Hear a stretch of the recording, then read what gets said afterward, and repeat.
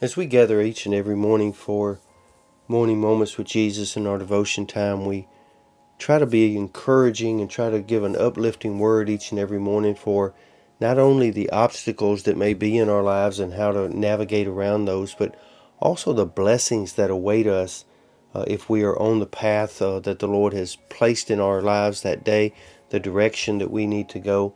Then God can give us spiritual eyesight, and He can be along that journey with us. In Psalms 23, we know that He says that the Lord is my shepherd, I shall not want. But it goes on to say that He leads us beside still waters and in the path of righteousness and all of those things. So it's very important to have the presence of God in our lives. It is equally important to have the permission of God in our lives to proceed in the direction that He has for us to go. Listen to this conversation between Moses and the Lord in Exodus chapter 33. When Moses was desiring the presence of the Lord to direct him and the Israelites through their journey that God had ordained for them, listen to what he says, beginning in verse number 13.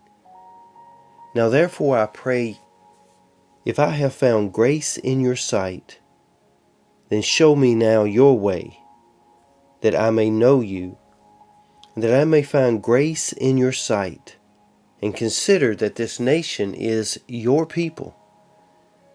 And the Lord said, my presence shall go with you, and I will give you rest. And he said unto him, if your presence go not with me, then carry us not up now. What Moses is asking the Lord, he said, first of all, he said, Lord, if I have found grace in your sight, which we know that Moses did because the Lord had chosen him and brought him out of a place in his life and giving him a new direction in leading his people. This morning I say to you, it is very important to have the grace of God upon your life. It is extremely important that you know beyond the shadow of any doubt that you are His child, called by His name, and that the Lord can order your steps and ordain your steps through life.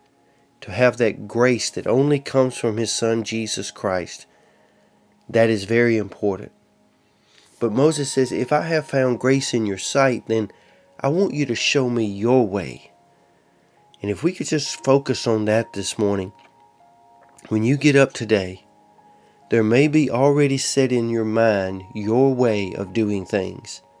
You know how you want to do it, you know when you want to do it, and you know how long you want to do it. But it may not be God's way. And so it is very important that if we want not only the presence of God in our daily life, in our decisions, we must also have the permission of God to proceed in that direction. Lord, Moses says, Lord, I don't want to just do it anyway. I want you to show me your way, that I may know you. See, one thing Moses understood here is that if the Lord began to show Moses his way of doing it, God's way of doing it, then through that process, Moses would learn more about God, how He operates, how He cares, how He functions, and how He can navigate you through a wilderness or anything else that is going on in your life. Then the Lord speaks in verse 14 and He says, my presence shall go with you, and I will give you rest. It is amazing that when God is directing your steps, when He is not only with you present, but He has also given you permission to proceed in the direction that He wants you to go, that He will give you more energy, He will give you more time, He will give you more rest than if you ever try to do it on your own. See, that's why sometimes we get so weary and we get so wore out on trying to go through the daily battles and struggles of life, is because if we're honest with each other and honest before God this morning, there are too many times we're trying to do it our way and not the way of the Lord. So the Lord says, I'm going with you. And so Moses qualifies that in verse number 15 by basically saying, Lord, If your presence is not with me, then I don't want to go. And that should be our cry this morning. Lord, if this is not your way of doing it, then I don't want to go. I don't want to do it. There's a song I love to listen to called Spirit Lead Me. And there's a chorus in there that I want to kind of speak to you this morning, because it should be our mentality. It should be our cry each and every day. It goes something like this. If you say it's wrong, then I'll say no. If you say release, I'm letting go. And if you're in it with me, I'll begin. And when you say to jump, I'm diving in.